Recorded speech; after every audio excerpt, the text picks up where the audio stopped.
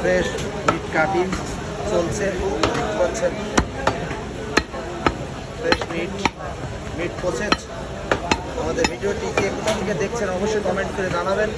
আপনারা দেখতে পাচ্ছেন মিট প্রসেসিং চলছে। এটা হলিধানি সদর উপজেলা আপনার ঝিনাইদহ সদর উপজেলা হলিধানি মাংস বাজার, সেখান থেকে দেখানোর চেষ্টা করছে আজকে।